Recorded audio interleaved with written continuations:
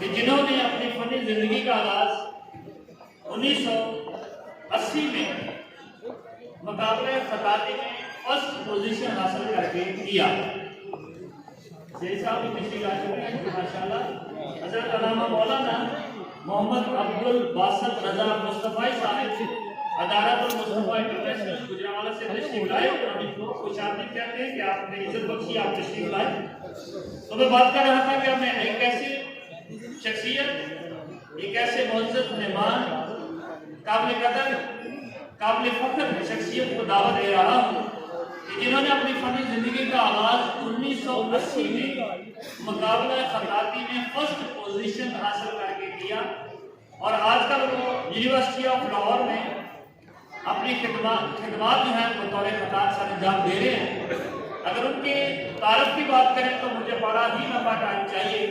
तो इंटरनेशनल खिताब हैं, पाकिस्तान की मुख्तलिफ इंस्टीट्यूट में, यूनिवर्सिटियों में अपने फन का मजारा बतौर खताब कर चुके हैं। तो पतों की से उनका ताल्लुक है। भरपूर तालीम के साथ भरपूर इस्तकबाल कीजिएगा। मोहतरम जनाब जुल्फ़िकार अली साहब से गुजारिश करके दुआएं और अपने ख्यालात का इज़हार करें। जनाब जुल्फ़िकार अली साहब खताती माशाल्लाह, ये मुझे खुशी है कि 15वां सालाना जो कैलीग्राफी की इधर सेमिनार मुनक़िद होता है, तो मेरी फर्स्ट टाइम इसमें जो आज कंट्रीब्यूशन है, हाज़िरी है मेरी, तो मैं कोशिश करूँगा, वक्त महदूद है लेकिन चंद बातें जो आपसे शेयर कर रहा हूँ, मैं चाहूँगा कि ये थोड़ी सी रूटीन से हट के मैं बातें करूँ ताकि अमली ज़िंदगी में आपकी, मैं समझता हूँ कि आर्टिस्ट को जिन चीज़ों की ज़रूरत है वो मेरी गुफ्तगू से आप इस्तेफ़ादा हासिल करें। थोड़ी सी तारीख मैं बयान करना मेरी मजबूरी है क्योंकि आर्ट के मतलब थोड़ा सा अगर मैं आपको समझाऊंगा, बताऊंगा, वैसे तो माशाल्लाह आप बहुत जानते हैं, लेकिन अगर मैं थोड़ा आपको बता दूंगा तो मेरा ख्याल है कि ये ज़्यादा बेहतर होगा और मेरे मेहमान गिरामी जो है वो भी इससे इस्तेफ़ादा हासिल करेंगे। हज़ारों साल पहले ये जो बुनियाद, कैलीग्राफी की बुनियाद जो रखी है, इसका मैं जिक्र करने लगा हूँ। हज़ारों साल पहले एक शख्स ने, एक चौराहे में बकरियां चराते हुए क्या देखा कि उसकी बकरियों के ऊपर एक शेर ने हमला कर दिया। उसने इस हमले को रोकने के लिए मज़ामत की, शेर को मार दिया। ये एक बहुत बड़ा अमल था। जब उसने शेर को मारा तो उसने सोचा कि ये इतना बड़ा मैंने काम किया, लोगों को मैं कैसे बताऊं हर आदमी को कि मैंने शेर को मार दिया, शेर को मार दिया। ये बड़ी अजीब बात थी।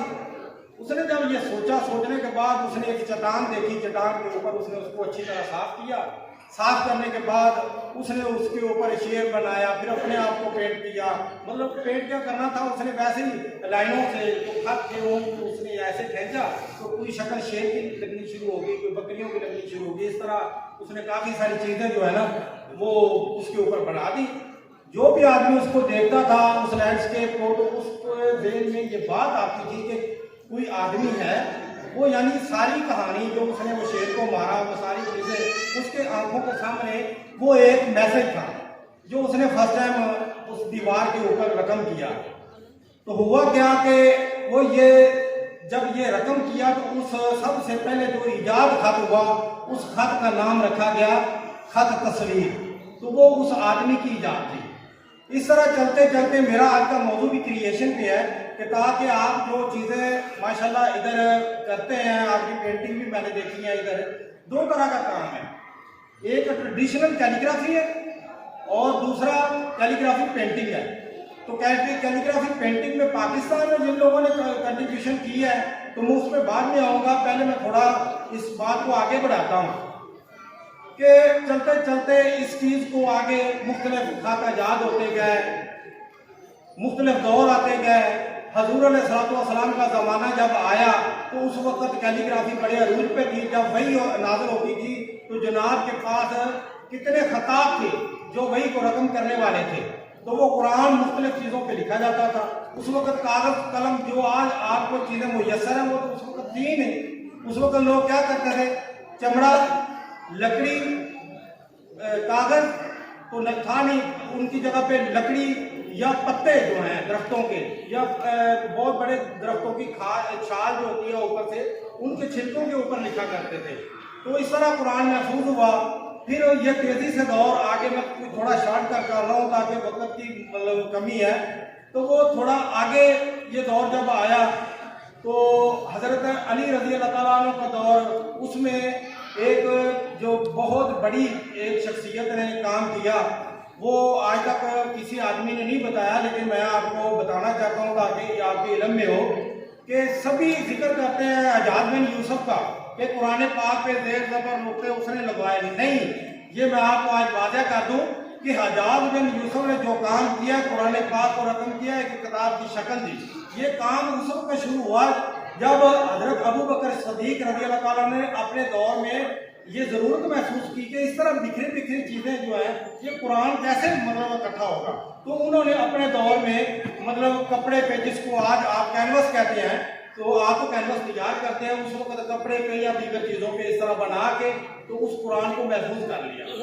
अच्छा, हुआ क्या कि ये जो काम था ये हजरत अबू बकर सदीक रजी अल्लाह ताला अन्हु के दौर से चलता आया। तो जब हजरत अली रजी अल्लाह ताला अन्हु के दौर में उसी तरह सन 50 हिजरी में अबू अल सऊद दिवाली एक मोहतरम थे जो हजरत अली रजी अल्लाह ताला अन्हु के शागिर्द थे। उन्होंने जो बहुत बड़ा काम किया वो कैलीग्राफी में आज भी हमारे लिए बहुत ही एजाज की बात है। क्यों? वरना अगर वो ये ना करते तो हो सकता आज हमारा कुरान पढ़ने में कोई गलतियां हो जाती।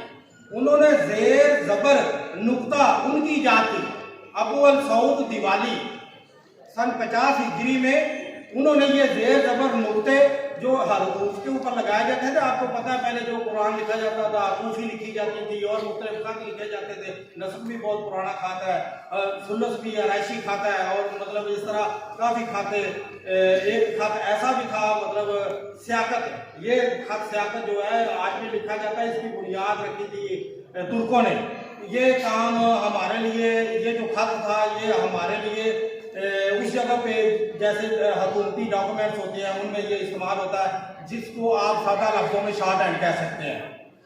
अच्छा, हुआ क्या कि ये जो इस तरह चलता चलता हज्जाज बिन यूसुफ के दौर में जब ये दौर आया तो हज्जाज बिन यूसुफ ने अपने बड़े कामों में सबसे बड़ा काम ये किया कि उसने ये सारी जो चीज़ें पीछे हो चुकी थी उसने इनको एक किताब की शक्ल दी, जो आज हमारे पास एक मुकद्दस किताब है। ये आज जो भी आज हम लफ्ज़ बोलते हैं अल्हम्दुलिल्लाह रब्बिल आलमीन, तो ये गलती नहीं होती। चाहे किसी भी मजहब से जो तल्लक रखने वाला, चाहे किसी भी जुबान से, जब वो इस इबारत को पढ़ेगा तो वो ऐसे ही पढ़ेगा, गलती नहीं होगी। अगर ये ज़ेर ज़बर नुक्ते ना होते तो क्या होना था, कोई गलती हो सकती थी, कोई ज़बर को ज़ेर पढ़ सकता था, कोई ज़ेर को ज़बर पढ़ सकता था। माशाल्लाह इंतहाई खुशी की बात है कि आज जो कैलीग्राफी का वजूद है ये बेशुमार ममालिक ने इस पर स्ट्रगल की है। इस्लामी कैलीग्राफी वाहिद ऐसा खत है जो पूरी दुनिया के तमाम तर लोग जो अपने अपने खत पेश करते हैं उनमें से फोकियत हासिल है इसको इस्लामी कैलीग्राफी।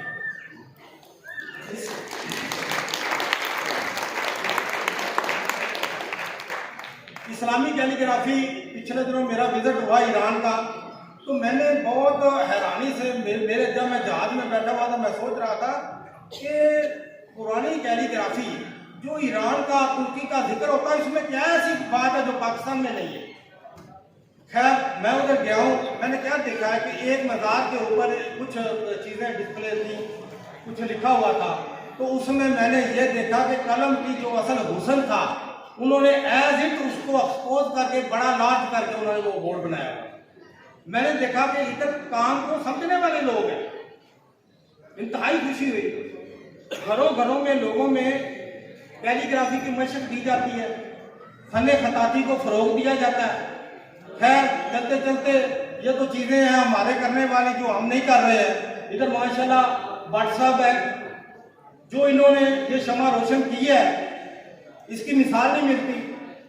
क्यों कि इस दौर में मैं पिछले दिनों इनकी शॉप पे आया हूँ तो मैंने क्या देखा है कि उधर बैठे हुए छोटे छोटे बच्चों को ये कैलीग्राफी की मशक दे रहा है। ये छोटी बात नहीं है।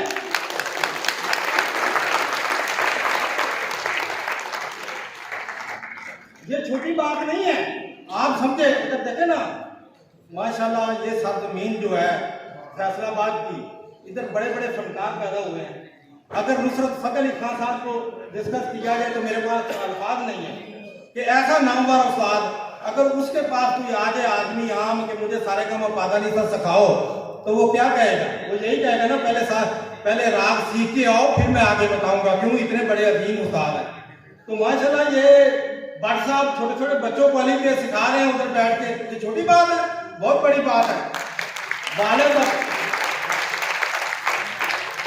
बालक अपने बच्चे को इतना टाइम नहीं दे सकता।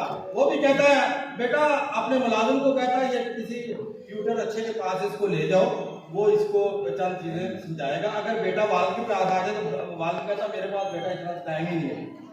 अफसोस है हमें। लेकिन ईरान में ऐसा नहीं है। ईरान में वो कैलीग्राफी सिखाते हैं बकायदा घरों में, उन लोगों ने अकेडमियां बनाई हुई हैं। आज हमारे पास जो फन है, यकीन माने कि अगर आप स्टडी करें कि जिन लोगों ने मेहनत करके इसको पेश किया हमारे बदसगीर में, कितने अजीम इंसान होंगे। 1 मिनट। ईरान से जब बदसगीर में ये फन दाखिल हुआ, कैसे हुआ?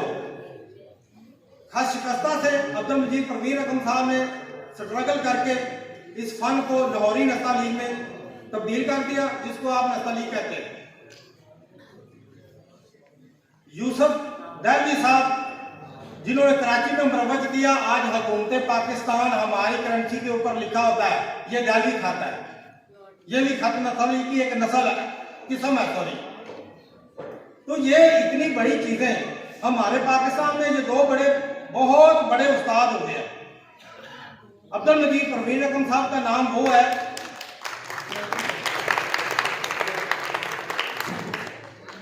अब्दुल मजीद परवीन रकम साहब का नाम वो है जो मैं बयान करूं नहीं कर सकता। उनके दौर में बड़े बड़े उस्ताद हुए हैं, कायदीन जरी रकम साहब हुए हैं, नफीशा साहब हुए हैं, अभी यूसुफ सदीदी रहमतुल्लाह अलैह हुए हैं, इस तरह दीगर। और एक और मैं उस्ताद गुमनाम उस्ताद के जिक्र कर दूं, ना 100 साल आगे कोई उनके लेवल का उस्ताद आएगा, ना 100 साल पीछे कोई होगा। वो है, उनका नाम गुलाब सरवर राय साहब। अफसोस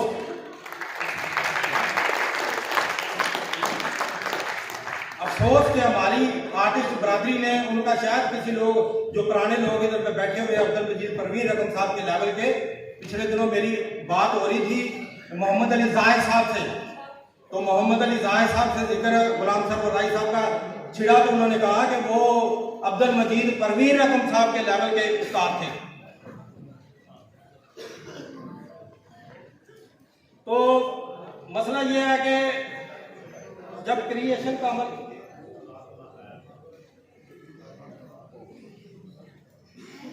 जी मजबूर हूँ, बल्कि इस पर रोशनी और भी डालनी थी, बल्कि अब किस्सा मुख्तर है कि चंद चीज़ें जो आपसे शेयर करनी थी ये तशनीह भी रहेगी, लेकिन मैं अपनी बात को समेटते हुए आप लोगों से इजाज़त चाहूँगा। एक दो बातें आपसे करूँगा, फिर इजाज़त चाहूँगा। वो मेरा ख्याल एक बात में आप सारा मजमून समझ जाएंगे। जब अब्दुल मजीद परवीन रकम साहब का दौर था और यूसुफ दहलवी साहब का दौर था, उस वक्त बड़े अजीम उस्ताद थे। उस वक्त एक और आदमी ने क्रिएट की चंद चीज़ें। वो कौन था? वो हमारे साद कैन साहब थे।